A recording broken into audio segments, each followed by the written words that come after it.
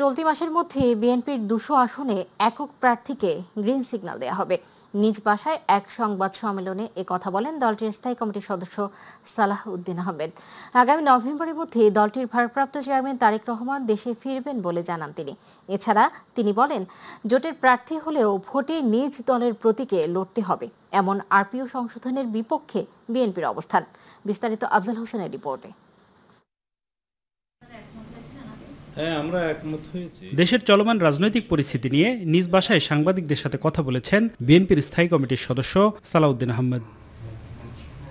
এ সময় তিনি বলেন, চলতি মাসের মধ্যেই বিএনপির 200 আসনে একক প্রার্থীকে গ্রিন সিগন্যাল দেওয়া হবে, যাতে তারা দলের হয়ে নির্বাচনী প্রস্তুতি নিতে পারেন। দলের পক্ষ থেকে কম বেশি 200 নির্বাচনী এলাকায় একক প্রার্থী কে হয়তো আমরা গ্রিন সিগন্যাল দেব, সেই প্রক্রিয়ায় আছি আমরা শেষের দিকে, যাতে করে নির্বাচনী মাঠে একক প্রার্থী হিসেবে তারা কাজ করতে পারে। আমরা একটা বৃহৎ জোট গঠনের প্রক্রিয়ায় আছি নির্বাচনকে কেন্দ্র করে। যুগপথের সঙ্গী, তার বাইরে অন্যান্য রাজনৈতিক শক্তি, ফ্যাসিবাদ বিরোধী গণতান্ত্রিক আন্দোলনে যারা অবদান রেখেছেন এবং বেশ কয়েকটি ইসলামিক দল, তাদের সবার সাথে আমাদের আলোচনা হচ্ছে। শেষ পর্যন্ত জোট কোন জায়গায় গিয়ে দাঁড়ায় সেটা দেখার জন্য আপনাদের আরো অপেক্ষা করতে হবে। সালাউদ্দিন আহমেদ বলেন, জোটের প্রার্থী হলেও নিজ দলের প্রতীকে লড়তে হবে, এমন আরপিও সংশোধনের বিপক্ষে বিএনপির অবস্থান। আরপিও পুনর্বিবেচনা করার আহ্বান জানিয়েছেন তিনি। জোটের প্রার্থীরা যদি নিজ দলের প্রতীকে ইলেকশন করতে হয়, সেই ক্ষেত্রে তাদের অনেকের অসম্মতি ছিল। তো যদি জোটভুক্ত যে কোনো দলের বা বড় দলের প্রতীকে নির্বাচন করার বিধানটা যেটা আগে ছিল সেটা বহাল থাকলে আমার তো মনে হয় জাতীয় সংসদটা সমৃদ্ধ হবে। আমরা আশা করছি দেশনেত্রী বেগম খালেদা জিয়া শারীরিক অবস্থা বিবেচনায় তিনি নিজে সিদ্ধান্ত নেবেন নির্বাচন করবেন কিনা। আমরা তো চাই তিনি নির্বাচনে অংশগ্রহণ করুন। আগামী নভেম্বরের মধ্যে দলটির ভারপ্রাপ্ত চেয়ারম্যান তারেক রহমান দেশে ফিরবেন বলে জানান সালাহ উদ্দিন আহমেদ। আফজাল হোসেন, মাই টিভি, ঢাকা। বিএনপি মহাসচিব মির্জা ফখরুল ইসলাম আলমগীর বলেছেন, বিএনপি ক্ষমতায় গেলে ক্ষুদ্র নৃগোষ্ঠীর সমস্যার সমাধান ও সকল সম্প্রদায়কে মূল সম্প্রদায়ের সঙ্গে এক করা হবে। আর্থিকভাবে স্বাবলম্বী সহ তাদের সংস্কৃতি তুলে ধরতে সহযোগিতা করা হবে। রাজধানীর Banani Vidyaniketan school and college মাঠে ঢাকা ওয়ানকালা উদযাপন অনুষ্ঠানে তিনি এসব কথা বলেন।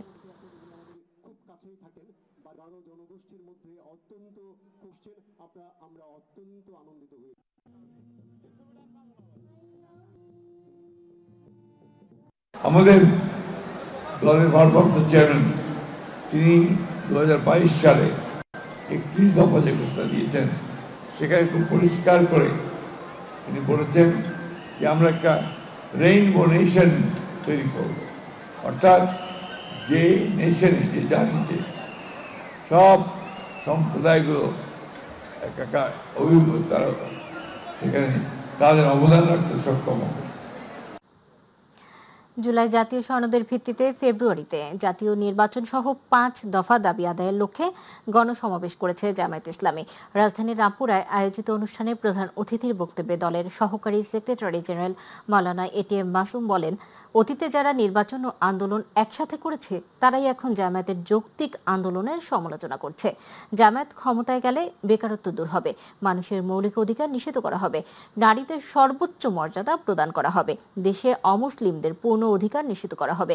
তিনি আরো বলেন, নির্বাচনে 3 গণভোট হলে উচ্চকক্ষে পিআর অনিশ্চিত হয়ে পড়বে। অতীতে যেই কয়টা নির্বাচন হয়েছে, সব কয়টা নির্বাচনের আগের দিন পর্যন্ত সব রাজনৈতিক দলই আন্দোলন করেছে, সংগ্রাম করেছে, দাবি আদায়ের জন্য মাঠে ছিল।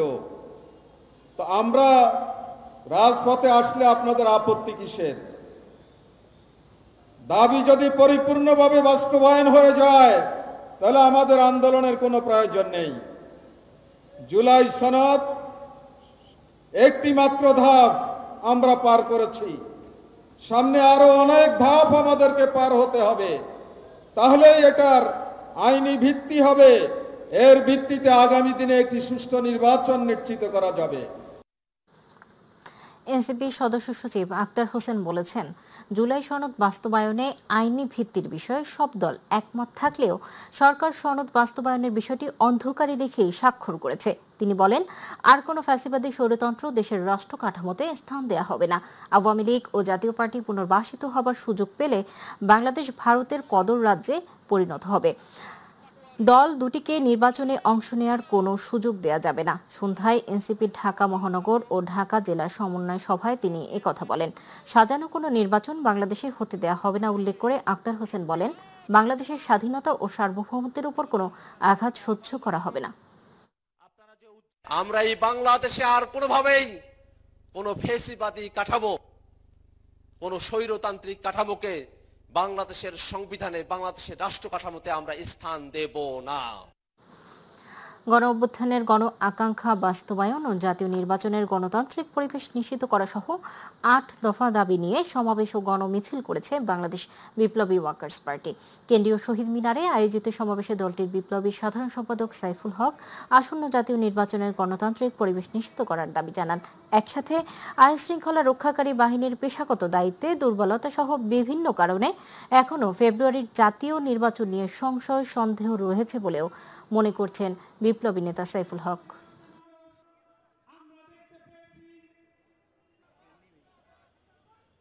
আমরা একটা বৈষম্যহীন মানবিক সমাজ চাই, একটা গণতান্ত্রিক সাম্যভিত্তিক সমাজ চাই। গণ অভ্যুত্থানের গণ আকাঙ্ক্ষা কীভাবে বাস্তবায়িত করা যাবে, এটা একই সাথে আমরা বলেছি যে আগামী জাতীয় নির্বাচন যাতে অবাধ, নিরপেক্ষ, একটা গণতান্ত্রিক পরিবেশে হতে পারে।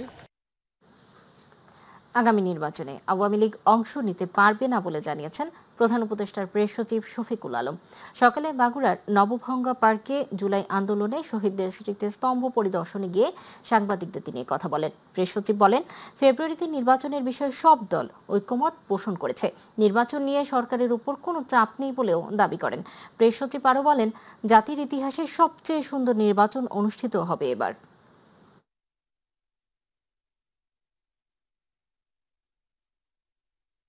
আওয়ামী লীগ ইলেকশন করতে পারবে না, কোনো ধরনের কোনো চাপ নাই, এতে দেশি বিদেশি কোনো ধরনের কোনো চাপ নাই। আমাদেরকে কেউ বলছেন না যে ওদেরকে ইলেকশনে ইলেকটোরাল প্রসেসে ফিরিয়ে আনো। শেখ হাসিনা পুরো বাংলাদেশকে বানিয়েছিল শেখ পরিবারের জমিদারি। আমরা সেই জায়গা থেকে এই যে জুলাই যারা আত্মদান করলেন তারা দেশকে আবার নতুন একটা ডেমোক্রেটিক দেশে পরিণত করেছেন। সামনে ইলেকশন হবে এবং সেটার একটা চূড়ান্ত রূপ পাবে এই ইলেকশন, ফেব্রুয়ারি ইলেকশনে। ইসলামের মূল উদ্দেশ্য হচ্ছে মানুষরূপী অমানুষদের মানুষ বানানো বলে মন্তব্য করেছেন ইসলামী আন্দোলন বাংলাদেশের সিনিয়র নায়েবে আমির মুফতি সৈয়দ ফজল করিম। তরুণ প্রজন্মকে নবী করিম সাল্লাল্লাহু আলাইহি ওয়াসাল্লামের জীবন দর্শন, সহনশীলতা ও মানবিক মূল্যবোধের শিক্ষায় নিজেকে দীক্ষিত করা আহ্বান জানান তিনি। সন্ধ্যায় সোহরাওয়ার্দী উদ্যানে আন্তর্জাতিক সিরাত কনফারেন্সে প্রধান অতিথির বক্তব্যে তিনি এই আহ্বান জানান। সমাজ থেকে আপদ দূর করার একমাত্র পথ ইসলাম উল্লেখ করে মুফতি সৈয়দ ফজল করিম বলেন, 5 আগস্ট সরকার পতন হলেও সমস্যাগুলো এখনো আগের মতোই রয়েছে। পরিবর্তন করিয়া দেশ শাসন করতে গিয়ে বোকার মাসের মাথা মেরে ঘিলি তুলে আসতে, তুমি কি দেখো না এখন চাঁদার হাত পরিবর্তন হচ্ছে, চাঁদার করে পরিবর্তন নাই। ধর্ষণ ব্যক্তি পরিবর্তন ছিল, ধর্ষণের হাত, খুনের হাত পরিবর্তন, খুনের কোনো পরিবর্তন নেই। আসলে আমাদের আদর্শ ঠিক নেই, চরিত্র ঠিক নেই। মূল জায়গায় কেউ পাবে, বিশ্বাস করেন আমি গবেষণের মূল জায়গায় কেউ করে পাবে না, মূল জায়গায় কেউ হাতি দেন। শুধু পরিবর্তন চাই, শুধু পরিবর্তন চাই। বলতে একজন নাম ইসকন নিষিদ্ধের দাবিতে বায়তুল মোকাররমের সামনে থেকে বিক্ষোভ মিছিল অনুষ্ঠিত হয়েছে। ইন্তিফাদা বাংলাদেশের আয়োজনে বাদ-জুমা এই বিক্ষোভ মিছিল শুরু হয়। এতে অংশ নেন সর্বস্তরের মানুষ ও তৌহিদি জনতা। এ সময় বক্তারা বলেন, ইসকনের মতো উগ্র সংগঠনকে আইনের আওতায় আনতে হবে। দেশের বিভিন্ন স্থানে ইসলামী নেতৃবৃন্দ ও ইমাম খতিবদের উপর সংগঠনটি হামলা চালিয়েছে বলে অভিযোগ করেন বক্তারা আরও বলেন, দেশে শান্তি ও সাম্প্রদায়িক সম্প্রীতি রক্ষার স্বার্থে ইসকন নিষিদ্ধ ঘোষণা করা ছাড়া আর কোনো বিকল্প নেই।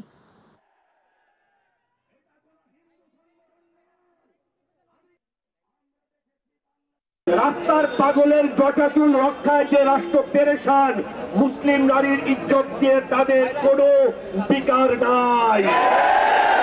আর রাজনীতিবিদরা কোথায় আছেন? রাজনীতিবিদরা আছেন নিজের ইমেজ নিয়ে ব্যস্ত। পশ্চিমারা কি বলবে, আমেরিকা কি বলবে, বামপন্থী কি বলবে, দূতাবাস থেকে কি নির্দেশনা আসবে, তারা এগুলো নিয়ে চিন্তা করলে আল্লাহ কি বলবেন, আল্লাহ কিভাবে পাকড়াও করবেন, এটা নিয়ে চিন্তা করার সময় তাদের। টানা 4 মাস সবজির বাজার অস্থির থাকলেও শীতের আগমনীতে কমতে শুরু করেছে সব ধরনের কাঁচা সবজির দাম। মাছের দাম অপরিবর্তিত থাকলেও গরুর মাংসের দাম কমেছে প্রতি কেজি 50 টাকা। তবে আগের দামে বিক্রি হচ্ছে সোনালী ও ব্রয়লার মুরগি। এদিকে সরকার বিদেশ থেকে চাল আমদানি করায় চালের দাম কিছুটা কমেছে। বিস্তারিত শিমুল খানের রিপোর্টে। গত কয়েকদিন আগে বাজারে গেলেই দ্রব্যমূল্যের আকাশচুম্বী দাম শুনে দিশেহারা হতো মানুষ। তবে মৌসুমি শীতের আগমনীতে সব ধরনের সবজির দাম কমায় সাধারণ মানুষের মাঝে স্বস্তি প্রকাশ করতে দেখা গেছে। রাজধানীবাসী বলছেন কিছুটা কমেছে সবজির দাম। সবজির দাম গত সপ্তাহে চেয়ে এই সপ্তাহে সবজির দাম অনেক কম। আজকে 40 টাকা 30 টাকা লাউ পাওয়া যাচ্ছে। সিম ছিল 180 টাকা 200 টাকা কেজি, আজকে সুজা 80 টাকা কেজি। এখন একটু মোটামুটি ভালো, মরিচের দামটা বেশি। উইন্টার সিজনটা তো শুরু হয়নি, উইন্টার সিজন আসলে অটোমেটিকলি কমবে। এদিকে গরুর মাংসের দাম কমে বিক্রি হচ্ছে 750 টাকায়। তবে ব্রয়লার মুরগি ও সোনালী মুরগি বিক্রি হচ্ছে আগের দামে। 750 ছিল, এই সপ্তাহ 750। পাকিস্তানি 250 টাকা থেকে 260 টাকা বিক্রি করা হচ্ছে। মাছের দাম নিয়ে মিশ্র প্রতিক্রিয়া দেখা গেছে। ব্যবসায়ীর দাবি মাছের দাম কমেছে, তবে সাধারণ ক্রেতা বলছে ভিন্ন কথা। তেলাপিয়া 200 টাকা কেজি, এতদিন আসলে 220 টাকা, মানে আগের একটু দাম কমছে। বাজারে কিন্তু দাম কমে না, তুলনামূলকভাবে দেখতেছি গত সপ্তাহে তো না আরো বেশি দাম। কই মাছ বলেন, গুলশা মাছ বলেন, রুই মাছ বলেন, সব মাছেরই দাম বেশি। এদিকে বিদেশ থেকে সরকার চাল আমদানি করায় চালের দাম কিছুটা কমেছে বলে দাবি বিক্রেতাদের। চাউলের দাম কম হচ্ছে না, চাউলের দাম স্থিতিশীল আছে। ইন্ডিয়ান চাউল হালের সাথে উপকার অতটুকু হয়েছে যে চাউলের দাম বাড়ে নাই, মুনাফা করে আর ওইদিকে আগায় নেয় এখন পর্যন্ত। সামনের দিনগুলোতে সবজি সহ সব ধরনের দ্রব্যমূল্যের দাম আরও কমবে বলে মত ক্রেতা বিক্রেতাদের। শিমুল খান, মাইটিভি, ঢাকা। সুনামগঞ্জে নিয়ন্ত্রণ হারিয়ে বাস উল্টে খাদে পড়ে 2 জন নিহত হয়েছেন। ভোর 5:30টার দিকে পাগলাবাজার এলাকায় এ দুর্ঘটনা ঘটে। পুলিশ ও স্থানীয়রা জানান, ঢাকা থেকে সুনামগঞ্জ আসছিল সেজুতি ট্রাভেলসের একটি এসি বাস। তবে পাগলাবাজার এলাকায় পৌঁছালে নিয়ন্ত্রণ হারিয়ে বাসটি উল্টে রাস্তার পাশের খাদে পড়ে যায়। জয়কলস হাইওয়ে থানার পুলিশ সুমন কুমার চৌধুরী বলেন, অতিরিক্ত গতিতে গাড়ি চালানোর জন্য দুর্ঘটনা ঘটেছে। ঘটনাস্থলেই 2 জন নিহত হয়েছেন। এছাড়া আহত হয়েছেন আরও 10 জন। আহতরা সিলেট ও সুনামগঞ্জের হাসপাতালে চিকিৎসা নিয়েছেন।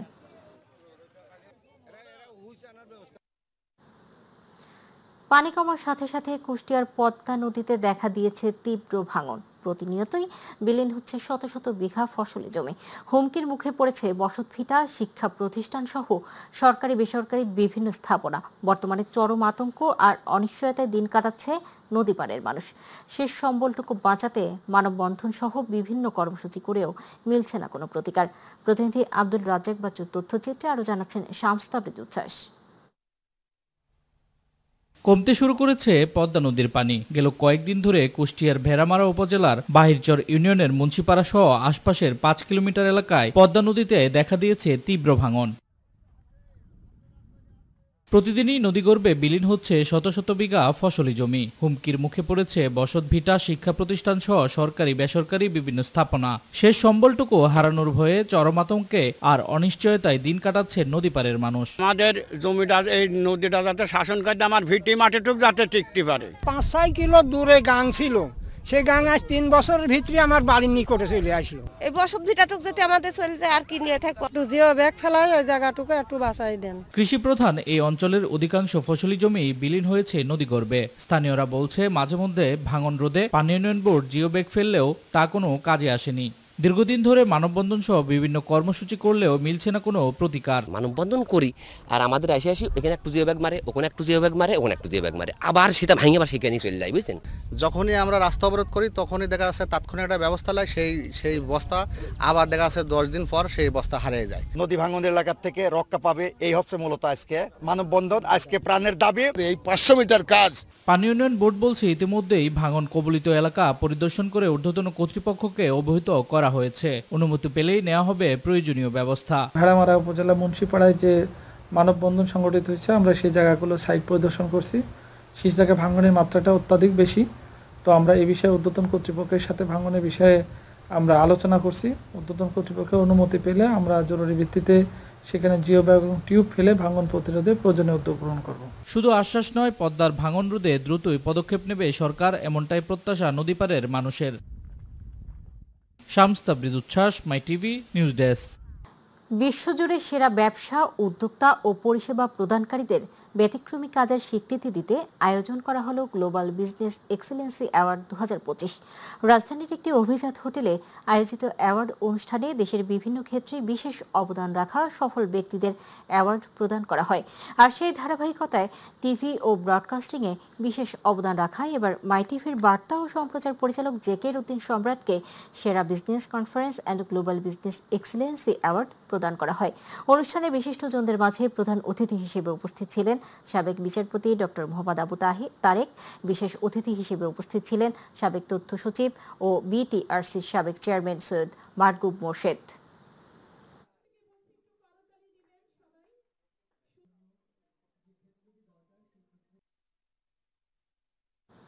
এবারে প্রবাস সংবাদ।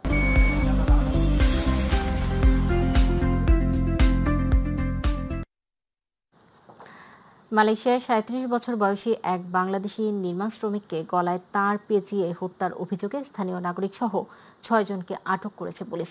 প্রতিনিধি আশরাফুল মামুন জানান, বৃহস্পতিবার দেশটির কেদাহ রাজ্যের ইয়ান জেলার গুয়ার চেম্পেদাক এলাকার একটি বাড়িতে এই হত্যাকাণ্ড ঘটে।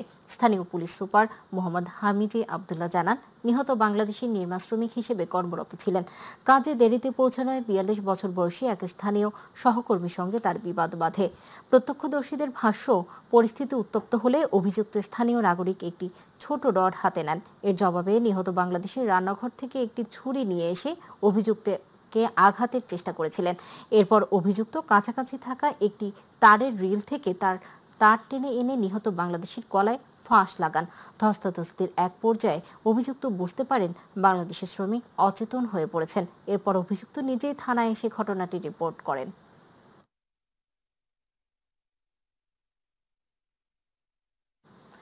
চীনের গুয়াংঝু শহরে চলছে বিশ্বের সবচেয়ে বড় আমদানি ও রপ্তানির আন্তর্জাতিক বাণিজ্য মেলা 138তম ক্যান্টন ফেয়ার।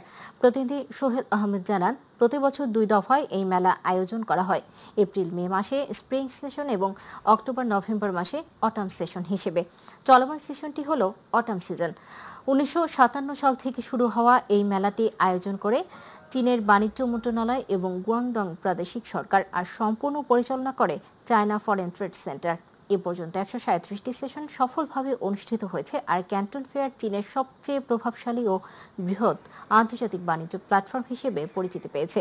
চলমান 138তম আসরও 3টি ধাপে আয়োজন করা হয়েছে। প্রথম ধাপ 15 থেকে 19 অক্টোবর, দ্বিতীয় ধাপ 23 থেকে 27 অক্টোবর এবং তৃতীয় ধাপ অনুষ্ঠিত হবে 31 অক্টোবর থেকে 4 নভেম্বর পর্যন্ত। প্রতিটি ধাপে ভিন্ন ভিন্ন শিল্প খাতের পণ্য প্রদর্শিত হচ্ছে। কুয়েতে এএফসি চ্যালেঞ্জ লিগের গ্রুপ পর্বের ম্যাচ খেলতে যাওয়া বসুন্ধরা কিংস দল তাদের মিশন শুরু করেছে অনুশীলন দিয়ে। প্রতিনিধি আল আমিন রানা জানান, গত মঙ্গলবার কুয়েতে পৌঁছে প্রথমবারের মতো অনুশীলনের নামে দলটির খেলোয়াড়রা। কুয়েতের জাবের আল আহমদ আন্তর্জাতিক ফুটবল স্টেডিয়ামে এই অনুশীলন অনুষ্ঠিত হয়। গ্রুপ পর্বের গুরুত্বপূর্ণ 3 ম্যাচ সামনে রেখে জোর প্রস্তুতি নিচ্ছে দেশের চ্যাম্পিয়নরা। আগামী 25, 28 ও 31 অক্টোবর 3টি ম্যাচে মাঠে নামবে বসুন্ধরা কিংস। মুখোমুখি হবেন ওমান, লেবানন ও স্বাগতিক আল কুয়েতের দলগুলো। কোচ মারিও গোমেজ জানিয়েছেন, স্থানীয় কন্ডিশনের সঙ্গে মানিয়ে নিতে খুব একটা সমস্যা হয়নি দলের। তাই গ্রুপ স্টেজের প্রতিটি ম্যাচে বিজয় ছিনিয়ে আনতে মরিয়া তারা। আমার কাছে মনে হয় যে এইসব টুর্নামেন্ট ডেফিনেটলি ফাইটিং স্পিরিট অনেক ইম্পর্টেন্ট। এই জায়গায় আমাদের ফাইট করতে হবে এন্ড অফ দ্য ম্যাচ। আমি বিশ্বাস করি আমার যে টিম অনেক অনেক অনেক স্ট্রং টিম এবং আমি বিলিভ করি যে আমরা একটা ভালো রেজাল্ট করতে পারবো। দর্শক, সংবাদ শেষ করব আদম্য এক মেধাবী শিক্ষার্থীর খবর দিয়ে। ছোটবেলা থেকেই বিশ্ববিদ্যালয়ে পড়ার স্বপ্ন দেখতেন ব্রাহ্মণবাড়িয়ার নবীনগরের রিপন মিয়া। অভাব অনটনের সংসারেও থেমে থাকেননি তিনি।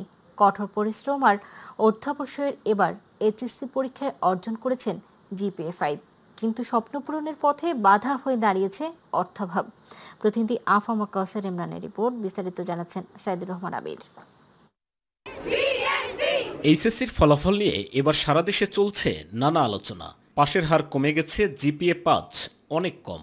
তবে এমন পরিস্থিতিতেও ব্রাহ্মণবাড়িয়ার নবীনগরের দৌলতপুর গ্রামের রিপন মিয়া তাক লাগিয়ে দিয়েছেন সবাইকে। বেকারি শ্রমিক হিসাবে কাজ করে উপার্জিত অর্থে পড়াশোনা করেছেন রিপন। দিনে কাজ, রাতে পড়া, এই নিয়মেই এগিয়েছে তার পথ চলা। নবীনগর সরকারি কলেজের মানবিক বিভাগ থেকে এবছর একমাত্র জিপিএ 5 পেয়েছেন রিপন। মাত্র 6 মাসের প্রস্তুতিতেই এই সাফল্য। পরীক্ষা দেওয়ার শেষ হওয়ার পর থেকে আমি দোকানদারি করতেছি। আমাদের দোকানদারি করে আমার ভাইয়ের সাথে পরিবার, কিন্তু প্রিপারেশন নিতে পারছি না। এখন A+ আসছে, খুশির খবর, কিন্তু আমি তবুও প্রিপারেশন নিতে পারতেছি না। অর্থনৈতিক যে অবস্থা আছে, ঢাকা বিশ্ববিদ্যালয়ে ভর্তি হওয়ার যে ইচ্ছে ছিল, সেই ইচ্ছেটা পূরণ হওয়ার মতো বড় একটা বাধা। বাবা খলিল মিয়া স্থানীয় বিলের ইজারা থেকে সংসার চালান। অর্থাভাবে এখন ছেলের উচ্চশিক্ষা নিয়ে চিন্তিত পুরো পরিবার। আমার ছেলের ইচ্ছা তো ছিল তারে আমি ঢাকা ভার্সিটিতে লেখাপড়া করাবো, আমার তো ঠিক আছে না, পড়াই এমন সমর্থন আবার নাই। অদম্য মেধা আর পরিশ্রমের প্রতীক রিপন মিয়া। প্রয়োজন শুধু একটু সহযোগিতা। সমাজের দয়াশীল মানুষের সহায়তা পেলে হয়তো একদিন দেশের উন্নয়নের চালিকা শক্তির সহযোগী হবেন এই তরুণ। আমি মনে করি রিপন হচ্ছে আমাদের সমাজের ঘুরে দাঁড়ানোর প্রতীক, অদম্যের আইকন। রিপনকে সামনে আগার যাওয়ার জন্য আমরা দোয়া করি, ভালো করে আমরা দোয়া করি। অভাব অনটনের মাঝেও হাল ছাড়েননি রিপন। অর্থের অভাবে যেন থেমে না যায় এই মেধাবী তরুণের স্বপ্ন, এমন প্রত্যাশা এলাকার প্রতিটি মানুষের। জিপিএ 5 পাওয়াটা মানবিক শাখা থেকে এটা আসলে চ্যালেঞ্জিং ছিল ওর জন্য। রিপন আরো ভালো কিছু করো, যাইতে পারে, এই দোয়া কামনা আমরা করি। সাইদুর রহমান আবির, মাই টিভি নিউজ ডেস্ক।